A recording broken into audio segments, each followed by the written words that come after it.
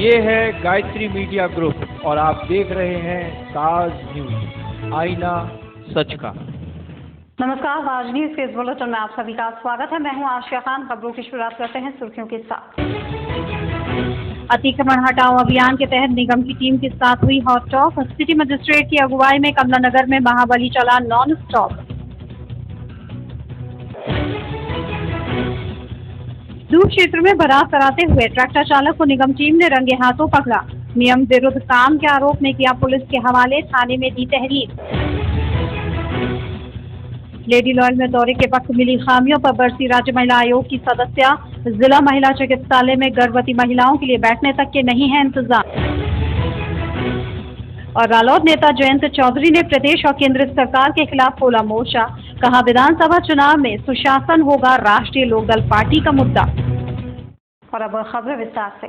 शहर में regular base पर चलाए जा रहे अतिक्रमण अभियान के दौरान कमला नगर में झेलना पड़ गया लोगों का विरोध, जिसमें एक फौजी व्यक्ति से तोड़फोड़ के दौरान काफी तड़का भड़की हो गई। लेकिन प्रशासन की सख्ती के आगे उसकी भी एक न चली और निगम के महाबली ने पलक झपकते ही उसके गेट के बाहर का अतिक्रमण ध्वस्त कर दिया। अपने निर्धारित कार्यक्रम के मुताबिक नगर निगम का महाबली कमला नगर क्षेत्र में जमकर गरजा, जहाँ बीते दिन दोबारा चिन्हांकन करने के बाद सिटी मजिस्ट्रेट रेखा एस चौहान आज फिर मोर्चा संभाली हुई थी और क्षेत्र में पहले अतिक्रमण को एक सिरे से जमींदोज कर दिया।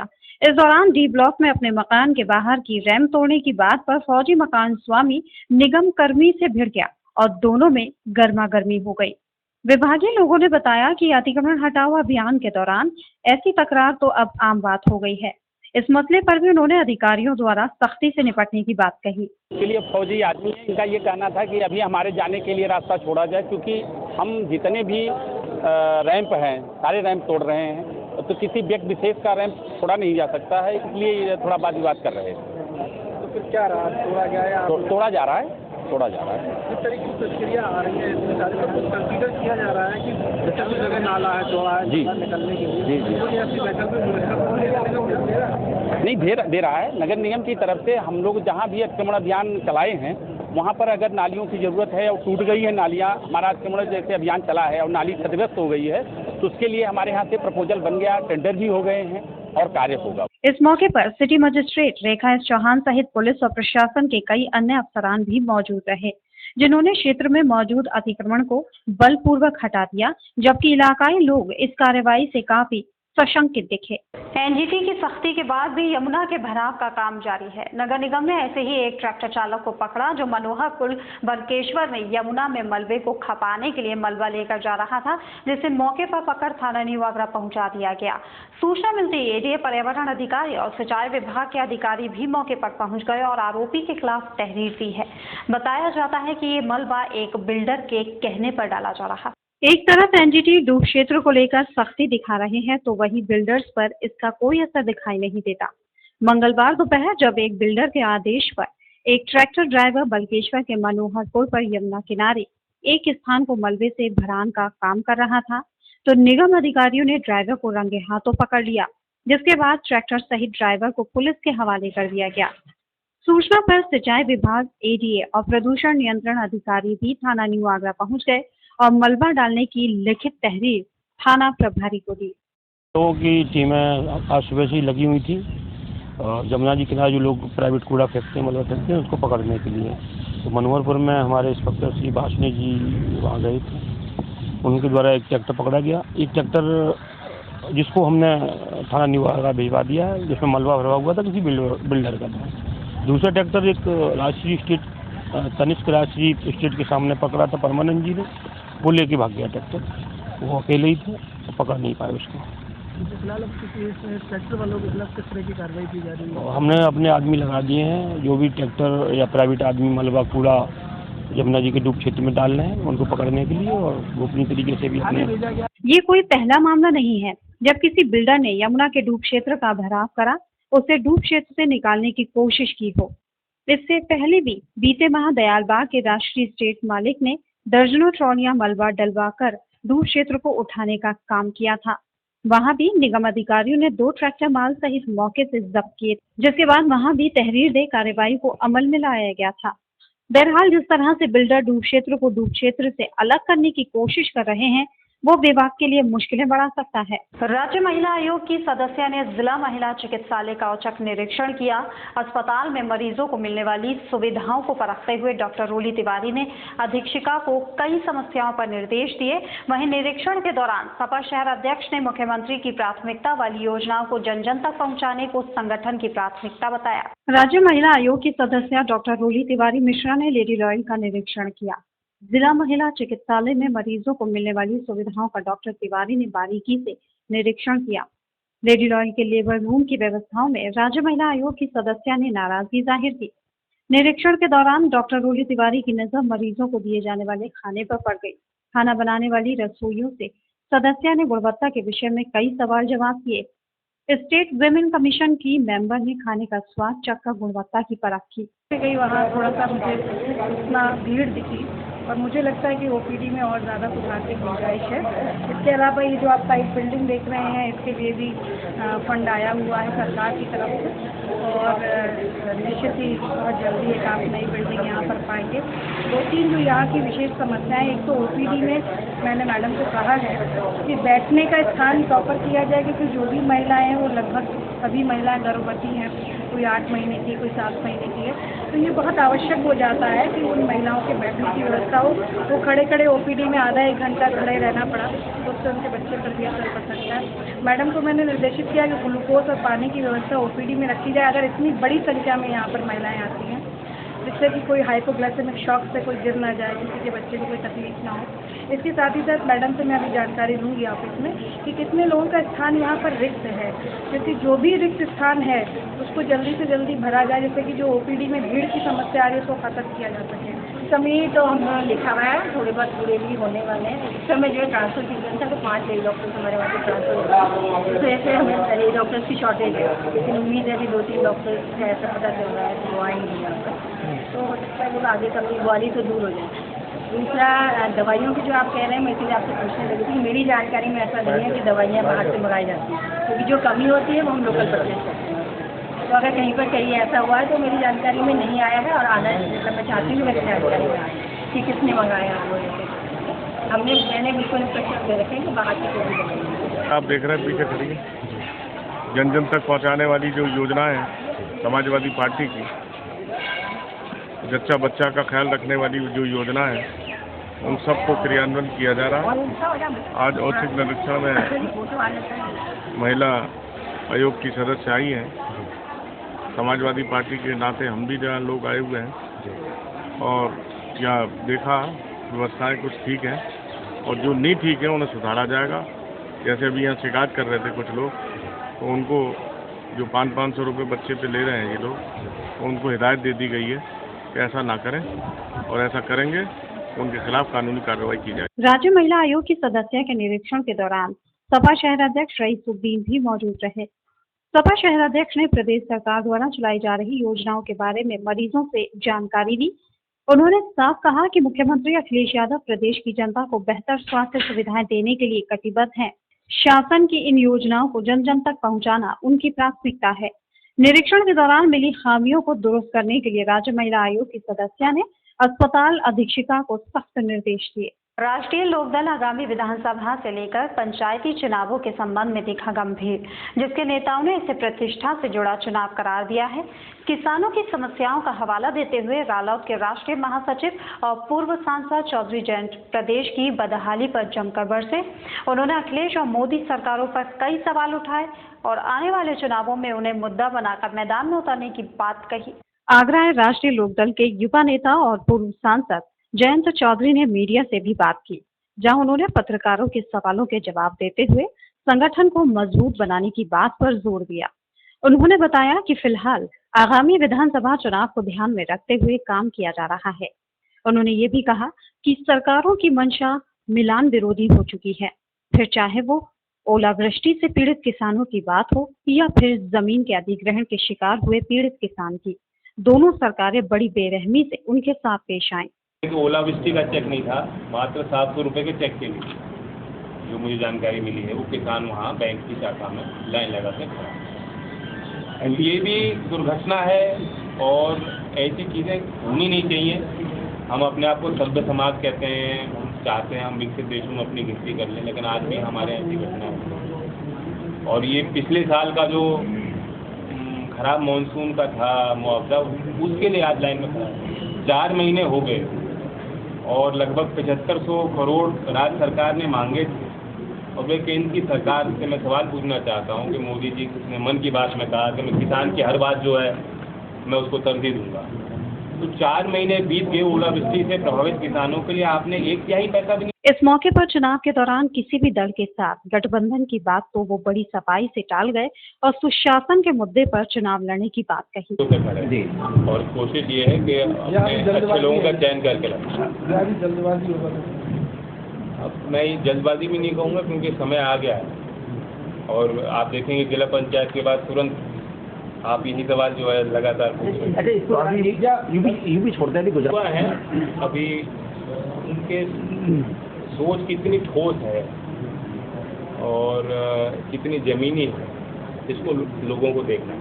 रालोद नेता ने यूपी में कानून व्यवस्था को भी ध्वस्त बताया और मोदी सरकार पर काफी कटाक्ष किए। उन्होंने कहा यूपी में लूट की सरकार है जबकि केंद्र में झूठ की सरकार है। प्रेस वार्ता के दौरान और भी कई रालोद के पदाधिकारी मौजूद रहे जिन्होंने अपने राष्ट्रीय नेता का ताज नगरी में जोरदार इस्तकबाल किया।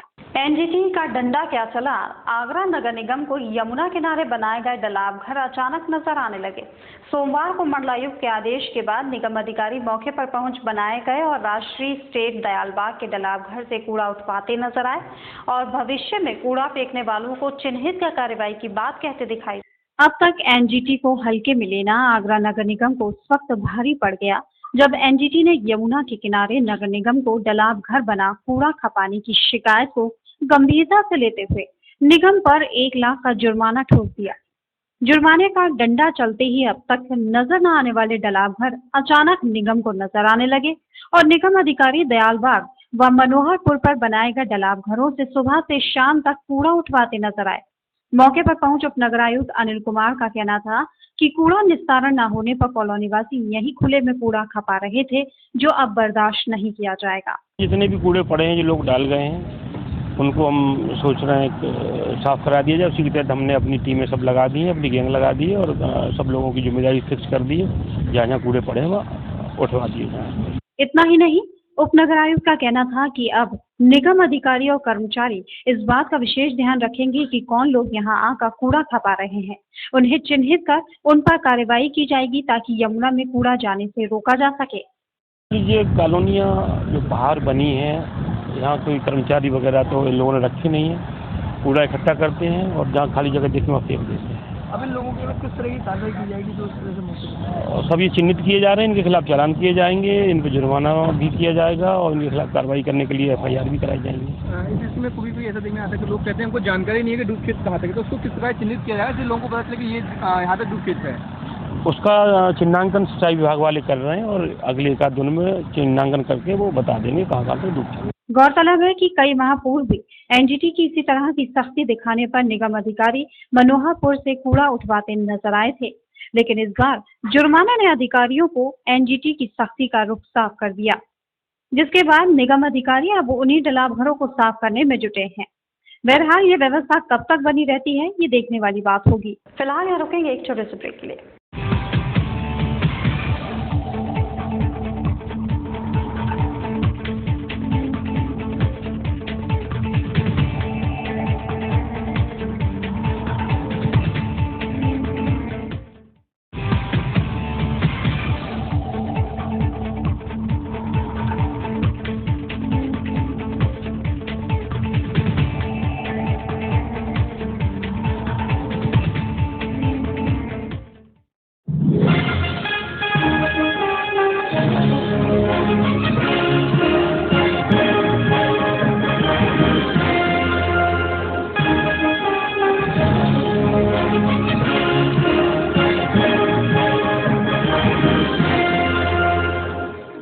ज्वेलरी मिलने का विश्वसनीय स्थान। हमारे यहाँ आपको gold hallmark certificate gold jewellery नए कलेक्शन के साथ उपलब्ध मिलेगी। संपर्क करें Shri Balaji jewellers, fortune tower near Kargil petrol pump, Agra. Phone number 9719333563 और 9759333992। श्री बालाजी ज्वेलरी, दुल्हन की jewellery, AD jewellery, artificial bangles, chain व सभी प्रकार के सेट यहाँ पर उपलब्ध है। तो तुरंत संपर्क करें 21 सुपर बाजार, कारगिल पेट्रोल पंप के पीछे, आगरा। फोन नंबर 9358464218 और 8865911110।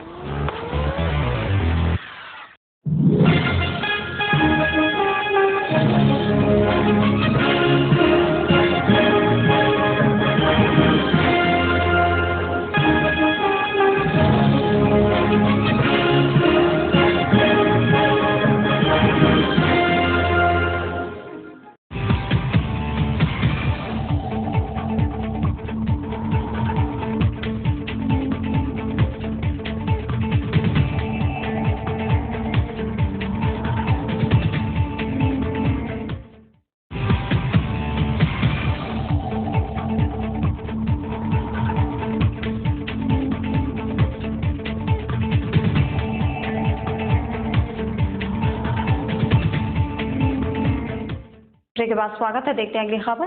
सरकारी दफ्तरों में दैनिक भत्ता भोगियों को सरकार ने तोहफा देते हुए नई कट ऑफ लिस्ट जारी कर दी है, जिसके बाद एडीए के 17 कर्मचारियों को इसका फायदा मिला और वो खुशी से झूम उठे।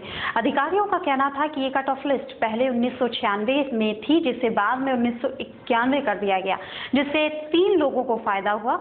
इसी खुशी में कर्मचारियों ने मिठाई बांट अपनी खुशी का इजहार किया और सरकार को धन्यवाद दिया। दैनिक वेतन पर जो कर्मचारी थे उसकी कट ऑफ डेट थी 29 जून 1991। वर्तमान सरकार ने कर्मचारियों को रेगुलर करने की दृष्टि से इसको कट ऑफ डेट 31 मार्च 1996 कर दी गई है।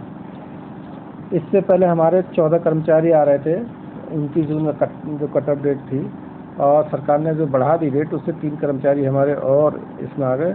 इस प्रकार से हमारे 17 कर्मचारी जो बहुत लंबे समय से 20 साल की सेवाएं जिनकी हो गई थी, उनको रेगुलर जो है सरकार के नीति के क्रम में किया गया है, और इसको लेकर के कर्मचारी में आज बड़ा उल्लास था और खुशी मनाया सब।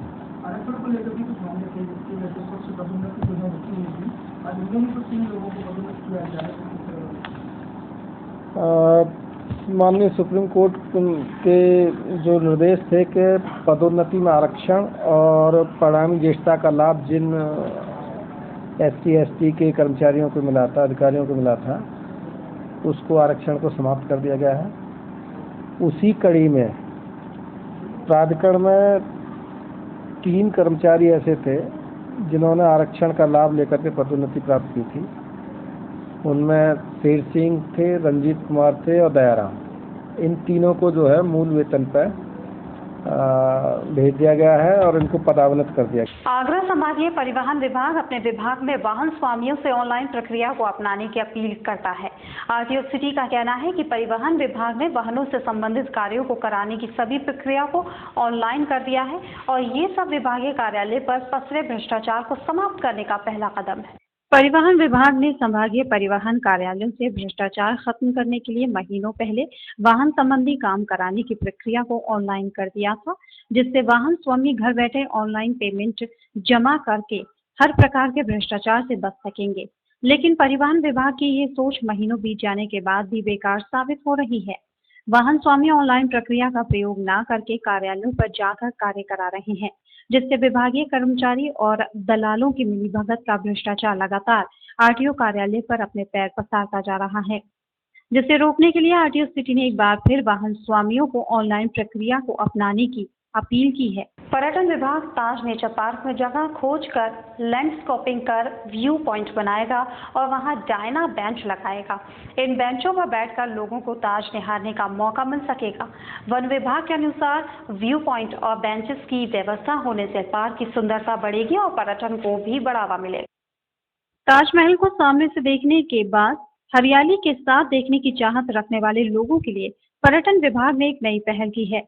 परिवहन विभाग ने ताजमहल के नजदीक बने ताज नेचर पार्क में ऐसे नए व्यू पॉइंट खोलने की घोषणा कर दी है, जहां से ताजमहल के अभूतपूर्व नजारे नजर आएंगे और इन नजारों को देखने के लिए फोटो खिंचवाने के लिए डायना बेंच लगाने की तैयारी भी शुरू कर दी गई है। कुल मिलाकर ताज नेचर पार्क में पर्यटन विभाग वन विभाग के साथ मिलकर 6 नए व्यू पॉइंट बनाएगा, जहां से ताजमहल के अलग अलग नजारे दिखाई देंगे। इससे ताज नेचर पार्क के बहाने पर्यटन व्यवसाय को बढ़ावा दिया जाएगा, साथ ही पार्क की सुंदरता भी बढ़ेगी। आगरा में जूता कारीगरों की बदहाल हालत को देखते हुए जूता दस्तकार फेडरेशन ने आगरा आए आयुक्त एवं उद्योग निदेशालय उत्तर प्रदेश वेंकटेश्वर लू से मुलाकात की और वर्तमान में जूता कारीगरों के वर्तमान में बिगड़ती हालत की जानकारी दी। साथ ही आगरा में जूता कारीगरों को प्रोत्साहन देने वाले लैम्को को पुनः शुरू कराने की मांग की। लैम्को की स्थापना 1974 में हुई थी। यहाँ के जो कारीगर हैं जूता बनाने वाले, उनको शोषण से मुक्ति दिलाने के लिए, और 1974 से लेकर 2001 तक बहुत ही अच्छा लैम्को ने काम किया। यहाँ के छोटे छोटे कारीगरों को काम दिया और हम लोग ये काम करते थे। और लैम्को जो है पुलिस विभाग का, मिलिट्री विभाग का, पीएससी विभाग का जूता बनाता है, वो टेंडर प्रक्रिया के तहत होता है। हम छोटे छोटे कारीगर टेंडर प्रक्रिया प्राप्त नहीं कर सकते हैं, इसलिए लैम्को का सहारा लेते हैं। हिंग की मंडी में शोषण होता है, इससे हमें उससे मुक्ति मिली। लेकिन 2001 में ऐसे जो है सर्कमस्टांसेस हुए कि इसमें उत्पादन कार्य बंद कर दिया गया, लेकिन हम उसे पुनः इसमें उत्पादन कार्य प्रारंभ हो, इसलिए निदेशक उद्योग आए हैं, उनसे हम प्रार्थना कर रहे हैं कि इस लैम्को को पुनः 1974 में जिस प्रकार से यहाँ उत्पादन शुरू किया गया था, पुनः इसमें उत्पादन प्रारंभ करें। यहाँ जो है फर्मा बैंक, लेदर बैंक स्थापित करें और छोटे छोटे कारीगरों को काम दिया जाए और पुलिस विभाग का काम सरकार लैम्को के द्वारा बनवाए। ये हमारा उद्देश्य है, ताकि यहाँ जो भुखमरी है, और हम आज चीन की जो है उदाहरण देते हैं, हम मुकाबला करेंगे। मुकाबला जब तक हम नहीं कर सकते जब छोटे छोटे कारीगरों को आगे बढ़ावा ना दे सरकार आज उद्योगों को बढ़ावा दे रही है। तो हमारा निवेदन है सरकार से कि आगरा में जूते के कारीगर 3 लाख के करीब हैं। अगर उनके भविष्य को संवारना है, देश को रोजगार सहित बनाना है, तो आज लैम्को को उत्पादन आज प्रक्रिया प्रारंभ करनी अति आवश्यक है। जो बैठक चल रही है, बैठक में आए हैं आयुक्त साहब, तो क्या उनका क्या लग रहा है, किस तरह का? उनका इस समय सकारात्मक उद्देश्य लग रहा है। और देखिए, जिस शासन की प्रक्रिया है, और इसमें हम लोग उनसे यही निवेदन करेंगे शीघ्र से शीघ्र इसको प्रारंभ किया जाए। मंगलवार को बल्केश्वर में एक ऐसा सम्मान समारोह का आयोजन किया गया जिसने वर्तमान पीढ़ी को अपने बुजुर्ग के सम्मान के प्रति जागरूक किया। इस कार्यक्रम में स्कूली बच्चों ने रंगारंग कार्यक्रम प्रस्तुत किए, तो वहीं बुजुर्गों ने प्रतियोगिता में भाग लेकर अपनी प्रतिभा को सबके सामने उजागर। बल्केश्वर स्थित गणेश रामनगर सरस्वती बालिका विद्या मंदिर में दादा दादी सम्मान समारोह का आयोजन किया गया। इस सम्मान समारोह में बुजुर्ग दादा और दादी को एक प्रतियोगिता में भी भागीदारी कराई गई, जिसमें विजयी प्रतिभागी को पुरस्कार देकर सम्मानित किया गया। वहीं इस कार्यक्रम में अपने दादा दादी को सम्मान देते हुए नन्हे मुन्ने बच्चों ने रंगारंग कार्यक्रम भी प्रस्तुत किए। रामनगर सरस्वती बालिका विद्या मंदिर इंटर कॉलेज का अपना पहला अनूठा कार्यक्रम है। अभी तक अभिभावक सम्मेलन, माता पिता का सम्मेलन होता था, अब पहली बार किया है। अपने ग्रैंडफादर ग्रैंडमदर का, जैसे दादा दादी का सम्मेलन, उनका भी अपना समाज में योगदान है, घर में परिवार में योगदान है, किस तरह से वो समाज में योगदान भी दे रहे हैं, उनकी प्रतिभा बाहर भी निकल के आए और वो भी पाए हमारे बच्चे हमारा किस तरह से वो कर रहे हैं। सम्मान समारोह उनका विद्यालय की तरफ से हो रहा है और उनकी अपने समय को कैसे गुजारें, समय को कैसे निकालें, बच्चों को कैसे अपना साथ दें, बच्चों को किस तरह से गले लगाएं, ये थोड़ा सा हमारे जो और भी गेस्ट स्पीकर बोल चुके हैं उस तरह से उनको अपने व्यक्त रखें। बहुत अच्छा लगा, बच्चों ने अपने पर एक कार्यक्रम दिखाए, बहुत अच्छे कार्यक्रम थे। कुछ लोगों ने अपने विचार प्रकट भी किए, बहुत अच्छा लगा। मतलब इतना मिला, जितना प्यार दादों को इतना और ज्यादा अमृत की तरह, ये एक अमृत की तरह है और बच्चों को प्यार नहीं उतना प्यार बच्चे हमारी तरफ, तो बहुत मतलब अच्छा लगता। अक्सर देखा जाता है कि मेधावी बच्चों का सम्मान समारोह होते हैं, जिसमें बच्चों के माँ बाप का या दादा दादी के रूप में परिजन उपस्थित होते हैं और बच्चों का उत्साहवर्धन करते हैं। वहीं दादी और दादा का सम्मान समारोह आने वाली पीढ़ी के सामने अपने बुजुर्गों के प्रति आदर भाव को बढ़ावा देगा।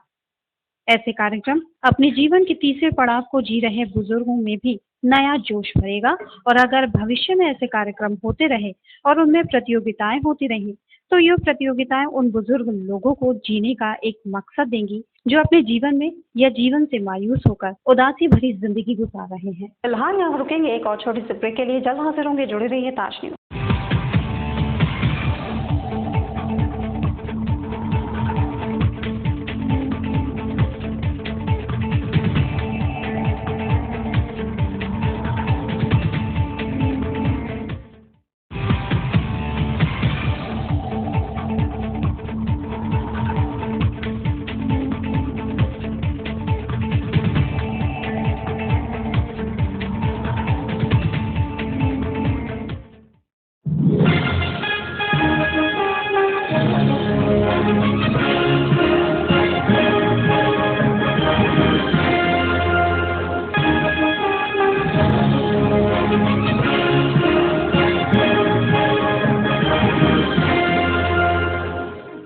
ज्वेलरी मिलने का विश्वसनीय स्थान। हमारे यहाँ आपको gold, hallmark certificate gold jewellery नए कलेक्शन के साथ उपलब्ध मिलेगी। संपर्क करें Shri Balaji jewellers, fortune tower near Kargil petrol pump, Agra. Phone number 9719333563 और 9759333992। श्री बालाजी ज्वेलरी, दुल्हन की jewellery, AD jewellery, artificial bangles, chain व सभी प्रकार के सेट यहाँ पर उपलब्ध है। तो तुरंत संपर्क करें 21 सुपर बाजार, कारगिल पेट्रोल पंप के पीछे, आगरा। फोन नंबर 9358464218 और 8865911110।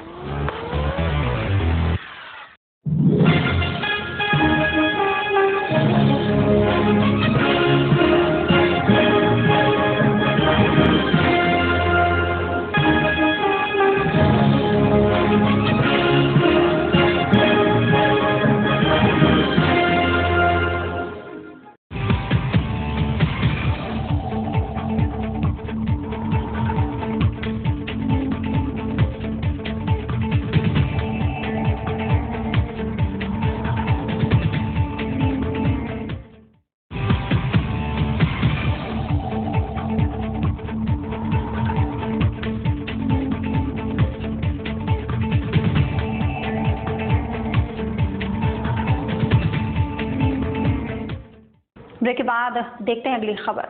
आंगनबाड़ी से जुड़ी समस्याओं को लेकर आंगनबाड़ी कार्यकर्त्रियों ने किया धरना प्रदर्शन, जिन्होंने प्रशासन से अपनी समस्याओं के समाधान की मांग की।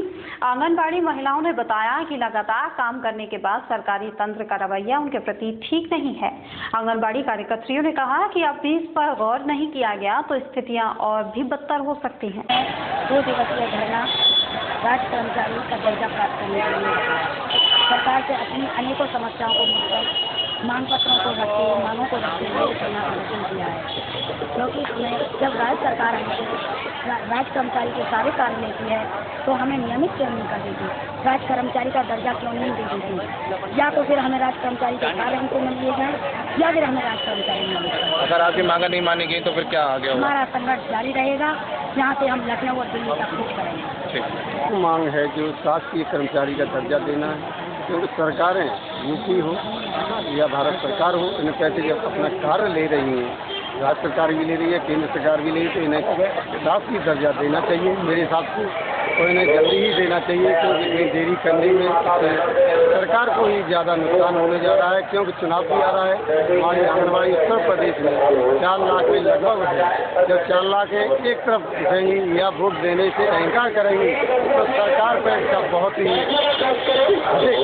प्रभाव पड़ेगा, प्रभाव के कारण ये आंगनबाड़ी हमारी वंचित रहेगी। संगठन को मजबूत करने में जुटी बहुजन समाज पार्टी ने अपने अनुषांगिक संगठनों पर भी दिया जोर, जिन्होंने मंडल कार्यालय पर हुई मीटिंग के दौरान BVF के जवानों को प्रोत्साहित किया। इस मौके पर पार्टी के मंडल कोऑर्डिनेटर्स ने उनको संबोधित करते हुए उनकी जिम्मेदारी का एहसास कराया। आगरा में बहुजन समाज पार्टी के नेताओं का पार्टी छोड़ने का सिलसिला बेशक ना थम रहा हो, पर इस सबसे बेपरवाह अपने मिशन को सफल बनाने की तैयारियों में वो लगा हुआ है, जिसके नेता नीले खेमे के साथ साथ उसके अनुषांगिक संगठनों पर भी खासा जोर दे रहे हैं।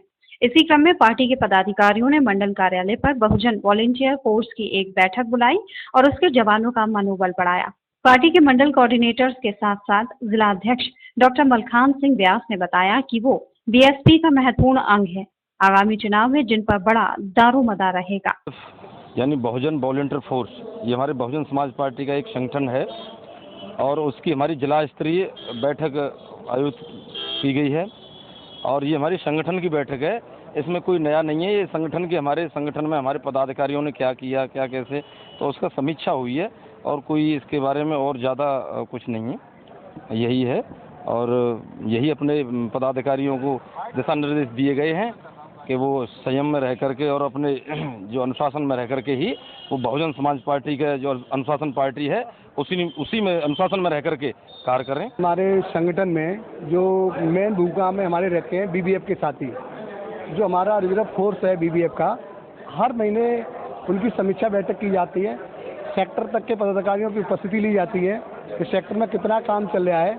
आज उन साथियों को हमने यहाँ वर्दी वितरण करी है, जो उनकी वर्दियाँ होती हैं, और आज हमारे सेक्टर के जो भी हमारे संयोजक हैं बीबीएफ के अधिकतर संख्या में उपस्थित हुए, कम से कम 200-250 की संख्या में उपस्थित हुए और ये अच्छा मैसेज पब्लिक में और जनता में जा रहा है। और जिस तरह से हम लोग अपनी वॉलंटियर फोर्स को तैयार कर रहे हैं, उस तैयारी के साथ में इन लोगों के अंदर भी जोश है। ये लोग अपनी वर्दी के अपने होश में अच्छी तरह से पार्टी को साथ में दिशा देने के लिए अच्छा कार्य। आगरा गौशाला एवं गौ सेवा फाउंडेशन अब जटिल रोगों के निदान के लिए कामधेनु पंचगव्य चिकित्सा पद्धति का प्रचार करेगा। कैंसर जैसी गंभीर बीमारियों के निदान के लिए पंचगव्य का सहारा लेकर लोगों को जागरूक किया जाएगा। प्रेस वार्ता के दौरान गाय के पौराणिक महत्व के साथ चिकित्सकीय महत्व को भी बताया गया। गाय से सबसे बड़ा जो आपका काम है वो ये हल होता है कि अगर गाय के सानिध्य में कोई बच्चा रहता है तो उसमें जो 5 प्रवृत्तियाँ हैं वो ऑटोमेटिक आ जाएंगी। पहली प्रवृत्ति कौन सी है? सत्य, दूसरी अहिंसा, तीसरी अस्तेय, चौथा ब्रह्मचर्य और 5वां अपरिग्रह। ये जिसमें विश्व की संपूर्ण विकृतियां समाई हुई है और एक एक चीज जिसने ली। देखो, सत्य को जिसने पकड़ा, केवल सत्य को पकड़ने वाले हमारे यहाँ युधिष्ठिर जी और वो सदी इसी तरीके अहिंसा को पकड़ा गौतम बुद्ध ने, और वो ब्रह्मचर्य को पकड़ने वाले बहुत से लोग हुए। उनमें आप अगर हम इसी से ले महाभारत से, तो महाभारत में हम अगर लेते हैं भीष्म पितामह को, तो उनको देखिए, उन्हें देखिए हर अंग उसका काम आता है। वैसे तो मूत्र विशेष कान के रोगों में अद्वितीय है, मुख के रोगों में मुँह से बदबू आती है, दांत हिलते हैं रुक जाएंगे, गला खराब है ठीक हो जाएगा, अच्छा साहब, और कड़े से सड़ा घाव है गौमूत्र से ठीक हो जाता है। गौमूत्र के गाय के गोबर की घनिष्ठ से बटी बना करके जिन बहनबेटियों की माहवारी क्लियर नहीं होती है और गर्भधारण नहीं होता है, उसको गर्भधारण होगा और वो माता बनने के योग्य हो जाएगी। और पुरुष लोगों के लिए भी अगर गौमूत्र के साथ में मकरध्वज या बसंत कुसुमाकर वगैरह दे दिया जाए तो उनकी नपुंसकता दूर होगी, संतान पैदा करने के काबिल हो जाएंगे और पुरुषत्व को प्राप्त होगा। उत्तम इंस्टीट्यूट में मंगलवार से नव प्रवेशित छात्र छात्राओं के लिए ओरिएंटेशन कार्यक्रम का आयोजन किया गया, जिसमें बॉलीवुड के मशहूर अभिनेता मुकेश भट्ट कार्यक्रम में मुख्य अतिथि के तौर पर उपस्थित रहे। वहीं कार्यक्रम के दौरान अभिनेता मुकेश भट्ट ने नव प्रवेशित छात्र छात्राओं के साथ बातचीत। उत्तम इंस्टीट्यूट ऑफ मैनेजमेंट स्टडीज के रुनकता स्थित कैंपस पर मंगलवार को विभिन्न कोर्सेज के नव प्रवेशित छात्र छात्राओं के लिए एक ओरिएंटेशन कार्यक्रम का आयोजन किया गया, जिसमें बॉलीवुड के मशहूर कलाकार एवं रंगमंच के अभिनेता मुकेश भट्ट मुख्य अतिथि उपस्थित रहे। ओरिएंटेशन के इस कार्यक्रम में इंस्टीट्यूट के सैकड़ों बच्चों ने शिरकत की और बॉलीवुड अभिनेता मुकेश भट्ट से मार्गदर्शन दिया। कार्यक्रम के दौरान मीडिया से बात करते हुए उन्होंने कहा कि उनका आगरा से बहुत लगाव है। उन्हें जब जब आगरा आने का मौका मिलता है वो ताज नगरी जरूर आते हैं। इस मौके पर उन्होंने अपनी आगरा में शूट हुई फिल्म बंटी और बबली का जिक्र करते हुए बीते दिनों को याद किया और अपनी आने वाली फिल्म वेलकम बैक को शहर की जनता से देखने की अपील भी की। फिल्म 4 तारीख को रिलीज हो रही है, इसका नाम है वेलकम बैक। उसमें मैं पंडित बना हूँ। उसके बाद आएगी प्रेम रतन धन पायो। उसमें सलमान खान के साथ बताऊंगा नहीं, आप प्लीज फिल्म देखिए। ऐसी हैं फिल्म लाइन से। फिल्म अभिनेता मुकेश भट्ट ने हाल फिलहाल रिलीज हुई फिल्म फैंटम को पाकिस्तान में प्रतिबंधित किए जाने पर टिप्पणी देते हुए कहा कि पाकिस्तान का उस फिल्म पर बैन लगाना गलत है। इस बैन से ये ऐसा लगता है जैसे कि बोलने से हम उसे रोक रहे हैं। नहीं लगानी चाहिए। मैं तो कहता हूँ कि जो भी चीज़, ये जो मीडियम है हमारा, जो आर्ट मीडियम है, आर्ट मीडियम एक ऐसा मीडियम है जिसके थ्रू आप अपनी बातों को स्वेच्छा से बता सकते हैं, और इसके ऊपर में बैन लगाना मतलब आप अपनी किसी के भी बोलने से बैन लगा रहे हैं, तो ये अच्छी बात नहीं।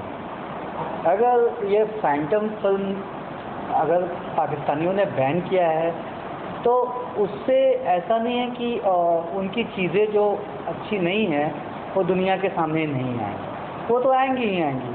तो ये एक प्रयास है और मुझे नहीं लगता है कि इसके ऊपर बैन।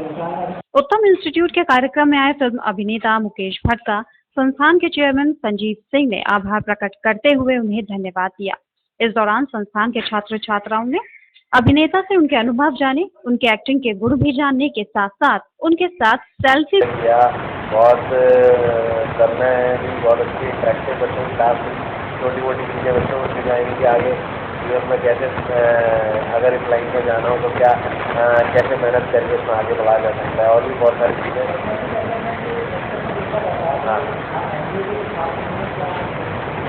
हाँ, उसमें जो है कला है, उसका मैनेजमेंट एक अलग वो है, लेकिन इस जनरल हर एक इंसान के अंदर कहीं ना कहीं एक्टिंग की, मैं उस आदमी की तरह या उस एक्टर की तरह या एक्ट्रेस की तरह गर्ल्स के बारे में कि मैं उसकी तरह बनूँ, एक किसी न किसी को आइडियल मानता है, तो कहीं ना कहीं बच्चों में एक्टिंग के प्रति कुछ ना कुछ जोश रहता है कि आगे मैं भी कुछ कर पाऊँ। मैं मुकेश भट्ट जी आए, हमारा फर्स्ट डे था कॉलेज का। उन्होंने इतना कुछ सिखाया एक्टिंग के बारे में, हम लोगों से बहुत सारे टास्क करवाए और ट्रस्ट के बारे में हमें बताया कि ट्रस्ट क्या होता है। मतलब उन्होंने इतना अच्छा हमें बताया कि हम लोगों को इतना अच्छा लगा। मतलब हमारा फर्स्ट डे था, हमें लगा कि उत्तम कॉलेज बेस्ट है, कि यहाँ आके हमें बहुत अच्छा लगा। बहुत अच्छा लगा। आज फर्स्ट डे था कॉलेज में और फर्स्ट डे आते किसी सेलिब्रिटी से मिलने को मिला है तो बहुत अच्छी बात है। ऊपर से उन लोगों ने हमें, मुकेश जी ने हमें ऐसी कुछ टिप्स दी जो हमारे एक्टिंग करियर में इफ़ अगर हम जाना चाहते हैं तो हम लोगों के लिए वो टिप्स बहुत अच्छी हैं। मतलब नॉलेज की थी, मतलब हमें तो एक्टिंग के फील्ड के बारे में पता नहीं था कि क्या ट्रस्ट करना चाहिए, हमें किसके ऊपर नहीं करना चाहिए, तो वो उन्होंने हमें सारी नॉलेज दी। बहुत अच्छा लगा। It was a great experience, awesome time. मैं बहुत खुश हूँ कि हमारे फर्स्ट डे में और हमारे कॉलेज के एक्सपीरियंस में हमें इतने अच्छे सेलिब्रिटी मिलने आए। वो हमसे सिर्फ मिले नहीं, उन्होंने हमसे बहुत अच्छे अच्छे टास्क कराए, हमारे साथ सेल्फीज ली और हमें एनकरेज किया कि हमें आगे क्या करना चाहिए। अगर हमें और हमारी एक्टिंग के करियर को जो आजकल लोग मतलब अच्छा नहीं मानते, उन्होंने हमें उस चीज़ के लिए एनकरेज किया, हमें बताया कि क्या हमें करना चाहिए, क्या करना नहीं चाहिए और लोगों पे कैसे ट्रस्ट करना चाहिए। उन्होंने हमसे ऐसे टास्क कराए जिससे हमें बहुत रिलैक्स फील किया, हमारे अंदर कॉन्फिडेंस क्रिएट। उत्तम कॉलेज में फर्स्ट डे है और हमने यहाँ बहुत मज़ा किया, बहुत फन किया। और मुकेश भट्ट सर आए, उन्होंने हमें एक्टिंग के बहुत सही और बहुत अच्छे टिप्स दिए थे। अगर हम एक्टिंग करना चाहते हैं तो उन्होंने हमें काफ़ी एंकरेज भी किया था। नगरी वासियों को अब फिल्मी हेयर स्टाइल की सुविधा आगरा में ही मिल सकेगी। मंगलवार को फिल्म अभिनेता ललित मिश्रा ने ताज हेयर सैलून का शुभारंभ किया। इस मौके पर आगरा के इस लाल ने फिल्मी दुनिया की चकाचौंध की सच्चाई से मीडिया को रूबरू भी कराया। फैशन की बदलती दुनिया में हेयर स्टाइल का अपना रुतबा है। हर कोई स्टाइलिश बनने के लिए हेयर स्टाइल को चेंज करना चाहता है। अब ताज नगरी के युवाओं को फिल्मी हेयर स्टाइल की सुविधा आगरा में ही मिल सकेगी। मंगलवार को ताज हेयर सैलून का उद्घाटन फिल्म अभिनेता ललित कुमार ने किया। हेयर सैलून के एमडी ने फिल्म अच्छा लगा ताज हेयर कटिंग सैलून में जो मैं आया, और आगरा के जो अपने काफ़ी दोस्त हैं पुराने, और अपनापन महसूस हुआ। बात उद्घाटन की नहीं, लेकिन ये लगता है कि अपने शहर में अगर ऐसी अच्छे कलाकार हैं जो हेयर कटिंग स्टाइलिश काटते हैं, जो आगरा में भी अच्छे हेयर कटिंग सैलून खोल रहे हैं, तो खुशी की बात है कि बॉम्बे स्टाइल में आगरा में ऐसे हेयर कटिंग है।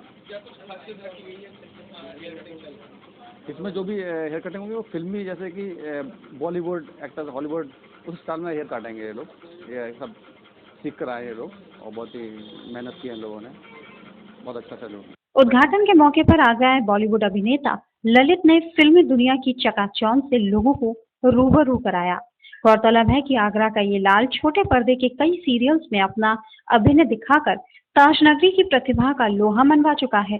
छोटे पर्दे के बाद ललित मिश्रा जल्द ही बॉलीवुड फिल्म ये मेरा आसमान में नजर आएंगे। इससे पहले ललित मिश्रा, आशुतोष राणा और राजपाल यादव जैसे मंजे हुए कलाकारों के साथ पर्दे पर अपना हुनर दिखा चुके हैं। इसके इस बुलेटिन में फिलहाल इतना ही। अगले बुलेटिन में आपसे फिर मुलाकात होगी। दीजिए इजाजत, नमस्कार।